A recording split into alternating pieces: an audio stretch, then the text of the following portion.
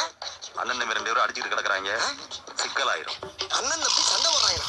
ஏயோ போய் விளைக்கிறவரை விட்டு போறவனையும் கெடுத்துக்கிட்டு இருக்க. நீ எல்லாம் மனுஷனா? போயா சொல்றத கேளு. டேய் டேய், நாங்கெல்லாம் மருதக்காரங்கடா. என்கிட்ட ஈரம் இருக்கு, வீரம் இருக்கு. எங்க கண்ணு முன்னால நடக்கிற அக்கிரமத்தை தடுக்காம இருக்க மாட்டோம். தெரிஞ்சுக்க முதல்ல மடப்பயல.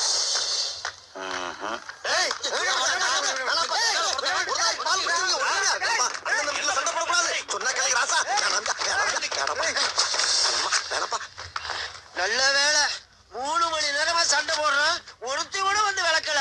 நீங்களாச்சும் வந்து விளக்குறீங்க. எதுக்கே 2 பேரும் சண்டை போடுறீங்க? அந்த கதையை கேளுங்கண்ணே. நான் வீட்டுக்கு மூத்த, சரி. இவன் இளையவன். எங்க ஆத்தா ஒரு கோழி அடிச்சு குழம்பு வச்சா. அந்த கோழி தலைய யார் திங்கணும்? நான் வீட்டுக்கு தலை புள்ள, நான் தானே திங்கணும். இவன் எனக்கு முன்னாடியே அந்த தலையை எடுத்து தின்னுட்டான். நான் சும்மா இருப்பேனா? என்ன வேலை விட்டு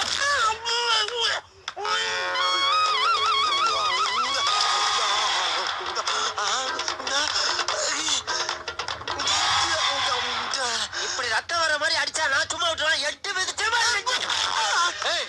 நீ நெஞ்சில வீச்சா நான் சும்மா இருப்பேனா? புடிச்சா நச்சுல விட்டா ஒரு அவன் அங்க அடிச்சதை நான் விட்டேன்.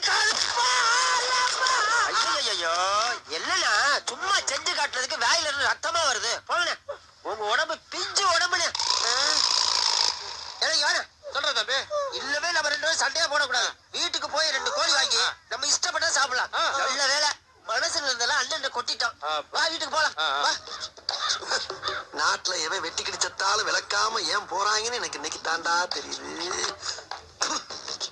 அங்கேயே ஒருத்தி சொன்னா கேட்டமா, எனக்கு இது வேணும் இன்னும் வேணும். ரத்த நிக்க மாட்டேங்குது. என்னப்பா? நாங்களும் மருதக்காரங்க தாண்டி. மருதக்காரனா? ஏற்கனவே ஒரு ரவுண்டு போயிட்டு வந்தாண்டி உட்காந்துருக்கோம். படுவாபி பயல, முதல்லயே சொல்லியிருந்தா இப்படியே போயிருப்பாங்கடா நானு. அது எப்படி? நம்ம ஊருக்காரன் ஏவன் சொல் பேச்சு கேக்குறீங்க, அதான் பட்டு திருந்துருன்னு விட்டுட்டேன். டேய், நம்மளை கெடுக்கிறதுக்கு வெளியூருக்காரன் வேணாண்டா, உள்ளூர்காரனே போதும். சரி, அடிபட்டா ஆஸ்பத்திரி போவா. அங்கிட்டு அக்கா தங்கச்சி 2 பேரும் அடிச்சுட்டு கிடக்குறாங்க.